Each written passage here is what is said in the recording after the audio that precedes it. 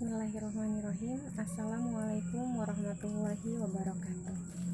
Oke, anak-anak, syukron bagi yang hari ini sudah mengikuti Zoom ya. Bagi hari ini juga ada yang belum mengikuti Zoom, Ibu sudah buatkan video ya. Nah, video ini berisi tentang review untuk ulangan akhir semester kita yang akan diadakan pada bulan Juni. Nah, sebelum reviewnya Ibu mulai, untuk review hari ini yaitu review tentang tematik 4F dan juga keislaman fikih. Silakan antum siapkan dulu ya buku paket 4F-nya dan juga buku paket fikihnya. Dalam hitungan 5 harus disiapkan, oke? 1, 2, 3, 4, dan 5. Oke, sekarang Ibu mulai pembelajarannya. Untuk tematik 4F itu ada 2 sesi ya. Ingat, yang pertama itu ada sesi bahasa Indonesia dan juga IPA. Kemudian yang kedua ada sesi IPS, PPKN dan juga SBDP. Untuk sesi IPA dan juga sesi bahasa Indonesia itu jumlah soalnya adalah 20 soal. Nah, IPA-nya itu meliputi tentang metamorfosis dan bahasa Indonesianya itu meliputi tentang puisi. Oke, sebelumnya Ibu akan review sebentar tentang metamorfosis. Nah, jika ada yang penting silahkan ditulis ya. Tetapi ketika antum sudah paham, tidak perlu ditulis, tidak apa-apa. Yang penting antum sudah paham, oke? Dan jika ada yang ingin ditanyakan bisa nanti langsung wapri Ibu, oke? Kita mulai. Untuk metamorfosis itu adalah suatu perubahan atau perkembangan bentuk dan juga fungsi organ makhluk hidup. Nah, itu disebutnya metamorfosis. Nah, waktu itu di kelas kita udah belajar metamorfosis itu ada 2 macam ya. Ada metamorfosis yaitu sempurna dan satu lagi metamorfosis tidak sempurna. Oke, untuk metamorfosis sempurna itu terdiri dari 4 tahapan. Kalau misalkan yang metamorfosis tidak sempurna itu terdiri dari 3 tahapan. Untuk metamorfosis sempurna atau 4 tahapan ini itu terdiri dari ada telur, terus juga ada larva, kemudian ada pupa, dan juga kemudian setelah itu menjadi dewasa. Hewannya apa aja sih Bu yang termasuk hewan metamorfosis sempurna? Hewannya itu contohnya ada kupu-kupu, ada nyamuk, dan juga ada lalat. Kemudian hewan yang mendapatkan metamorfosis tidak sempurna yaitu mengalami 3 tahapan, yaitu ada telur, nimfa, kemudian menjadi dewasa. Nah, contoh hewannya itu ada belalang, kemudian kecoa, capung, dan juga jangkrik. Adapun hewan yang tidak mengalami metamorfosis sempurna ataupun tidak sempurna yaitu ada kucing, kemudian harimau, ataupun yang lainnya. Kenapa sih Bu kucing tidak termasuk metamorfosis atau sempurna atau tidak sempurna? Karena kucing termasuk jenis hewan yang melahirkan. Oke, kemudian tempat pelestarian hewan itu ada 4 macam. Yang pertama ada cagar alam, kemudian ada hutan lindung, kemudian ada kebun raya, dan juga ada taman nasional. Kalau taman bermain termasuk nggak sih Bu? Tidak, karena taman bermain itu digunakan untuk bermain. Oke, kita mulai reviewnya ya. Silakan ditulis ya kalau misalkan dirasa penting. Tapi kalau misalkan antum bisa jawab pertanyaan Ibu, berarti nggak usah ditulis. Oke. Nomor 1, kupu-kupu termasuk metamorfosis apa? 1, 2, 3. Next, nomor 2. Kecoa termasuk ke dalam metamorfosis apa? 1, 2, 3. Next lagi. Salah satu ciri metamorfosis tidak sempurna. Nah, ciri metamorfosis tidak sempurna itu gimana? Yang tadi di awal udah Ibu jelaskan ya, yang ada 3 tahapan. Oke, kemudian yang nomor 4. Perubahan atau perkembangan bentuk dan fungsi organ makhluk hidup disebut apa? Tadi juga di awal pembahasan sudah Ibu jelaskan. Selanjutnya lagi, berikut urutan metamorfosis nyamuk. Nah, ini penting, silahkan ditulis ya. Urutan metamorfosis nyamuk itu yang pertama ada telur, jentik nyamuk, pupa, kemudian dewasa. Dalam 5 detik tulisannya harus sudah selesai, oke? 1, 2, 3, 4, 5. Oke, kita ulang lagi ya. Metamorfosis pada nyamuk yaitu ada telur, kemudian jentik nyamuk, setelah itu ada pupa, menjadi dewasa. Oke. Next, selanjutnya yaitu adalah tempat pelestarian hewan dan tumbuhan. Nah, tadi udah disebutkan di atas. ada cagar alam, terus ada hutan lindung, ada taman nasional, ada kebun raya. Yang bukan, yang mana? Yang bukan. Kalau misalkan opsinya itu ada cagar alam, hutan lindung, kemudian ada kebun raya dan juga taman bermain. Nah, yang bukan termasuk tempat pelestarian hewan dan tumbuhan itu yang mana? Oke, next selanjutnya yaitu ada pohon. Pohon sudah mulai punah.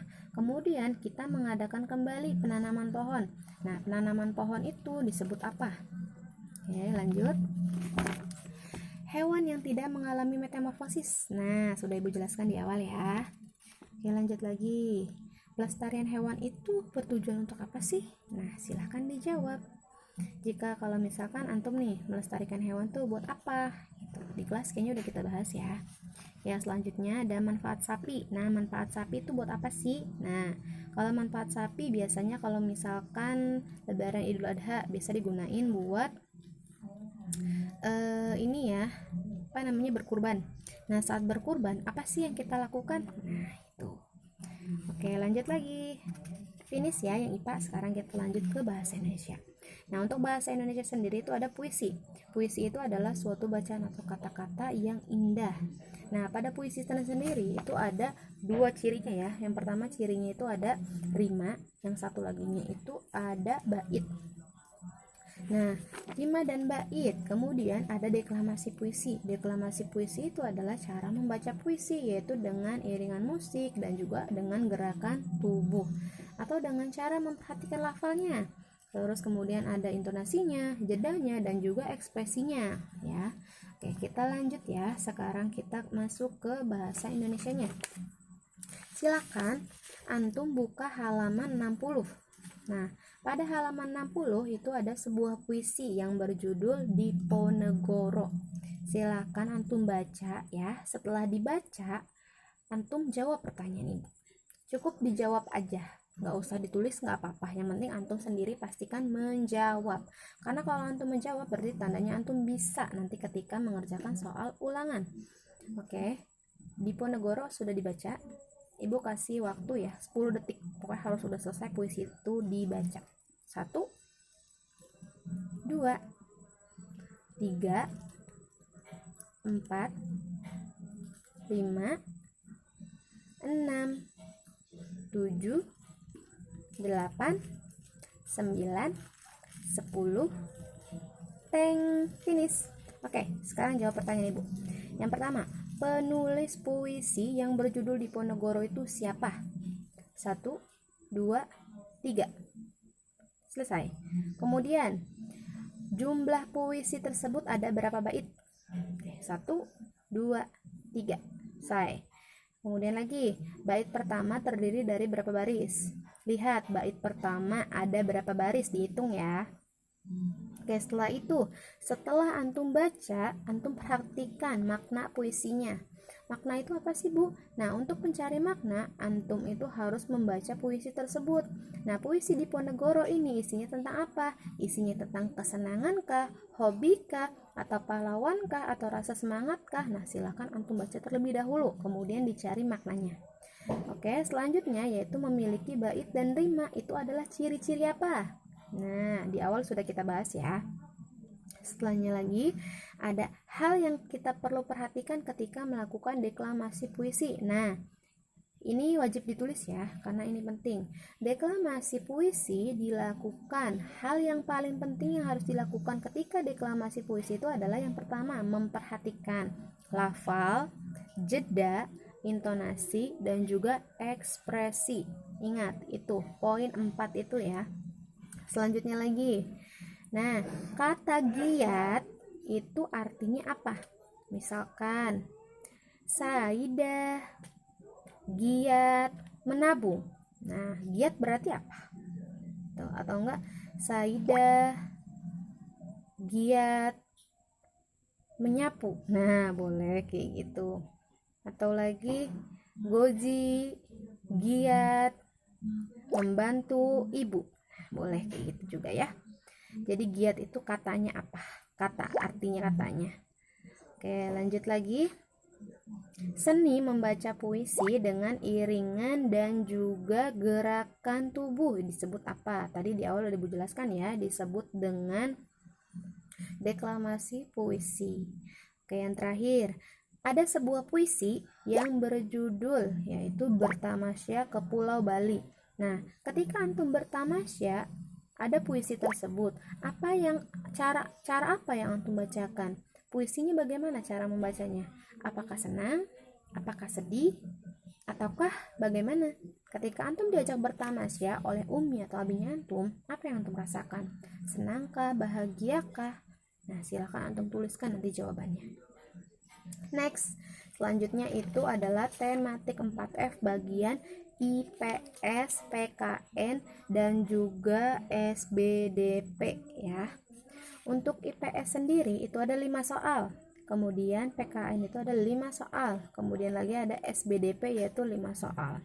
Nah, untuk IPS-nya lanjut lagi ya. Jasa angkutan termasuk jenis usaha. Jasa angkutan itu apa sih, Bu? Jasa angkutan itu adalah jasa semisal kayak motor, terus kemudian angkot. Nah, itu termasuk angkutan ya, atau alat transportasi. Termasuk jenis usaha apa? Nah, mereka ini angkutan, terus mobil, motor termasuk ke dalam jenis usaha jasa. Ingat ya, bukan jenis usaha agraris, tapi jenis usaha jasa. Kemudian lagi, sumber daya alam itu terbagi menjadi 2. Ada yang dapat diperbaharui dan juga tidak dapat diperbaharui. Yang dapat diperbaharui itu adalah contohnya tumbuhan. Sedangkan yang tidak dapat diperbaharui yaitu contohnya minyak bumi. Nah, untuk mata pencaharian masyarakat yang ada di dataran tinggi, itu apa yang mereka lakukan? Kalau misalkan dataran rendah bisa perkantoran, kemudian dataran tinggi itu bisa petani sayur, kemudian juga kalau yang di perkebunan bisa kebun teh. Nah, itu bisa pegunungan juga sama seperti itu. Terus ada sumber daya alam yang ada di Sumatera, tetapi dia itu sudah mulai langka, hewan. Nah, hewan ini tuh adalah harimau yang sudah langka di Sumatera. Oke, selanjutnya kita masuk ke PPKN ya. Untuk PPKN ini sendiri, Ibu akan bacakan terlebih dahulu. Hari sudah sore. Tony dan Johnny baru selesai bermain layang-layang di lapangan. Di perjalanan pulang, mereka melihat seorang kakek tunanetra yang kesulitan menyeberang jalan. Jalanan terlihat sangat ramai. Tunanetra itu apa? Ada yang tahu nggak?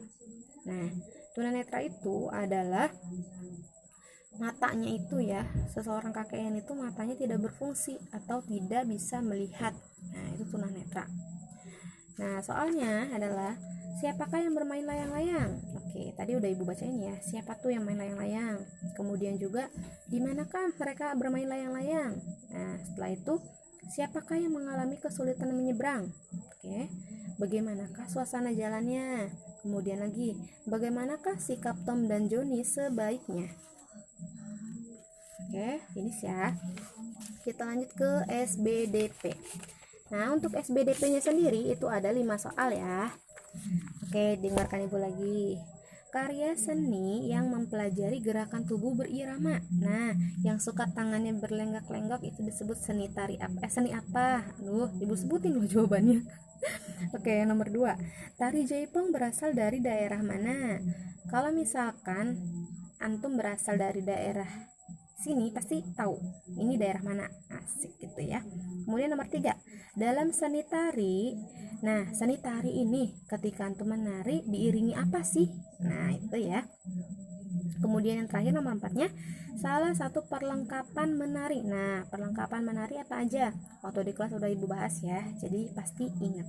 Yang terakhir, di sini ada gambar pola, bisa dilihat. Yang paling terakhir ya, ada yang bulat-bulat. Nah, ini. Kalau nanti ada soal gambar bulatan seperti ini disebutnya pola horizontal atau pola lurus. Ingatin ya, tetap nih. 3 detik. 1, 2, 3. Oke, termasuk pola horizontal atau pola lurus. Good, anak Ibu pintar. Oke, next kita lanjut ke fikih ya. Untuk fikihnya, silahkan siapkan buku fikihnya terlebih dahulu.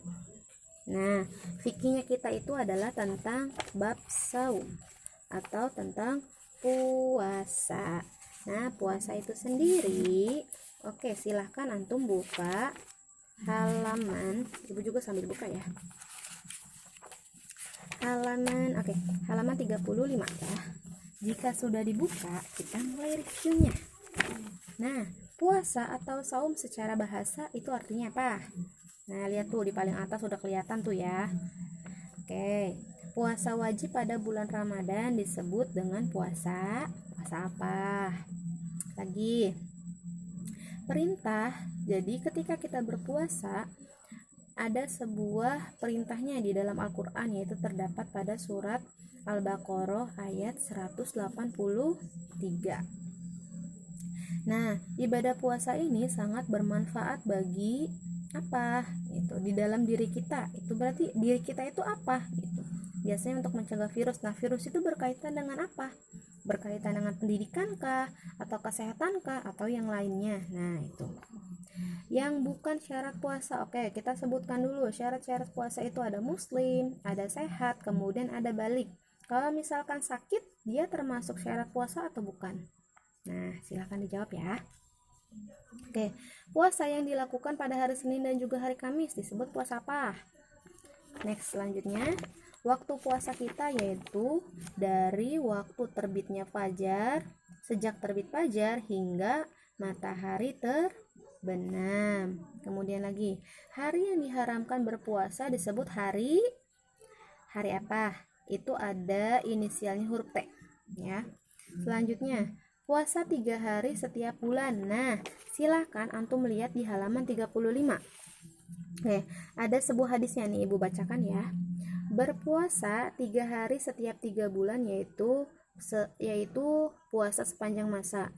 Iya, atau perinciannya adalah puasa pada hari cemerlang, yaitu tanggal 13, 14 dan juga 15. Hadis yang ibu bacakan tadi itu termasuk puasa sunnah apa?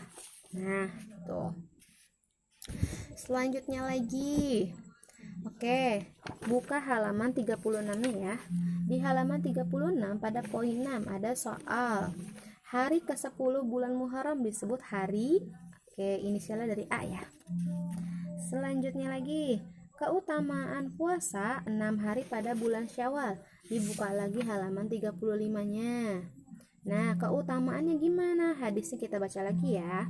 Barang siapa yang berpuasa pada bulan Ramadan, lalu diikutinya dengan 6 hari pada bulan Syawal, maka puasanya seperti berpuasa sepanjang masa. Nah, itu disebutnya keutamaan puasa ketika bulan Syawal.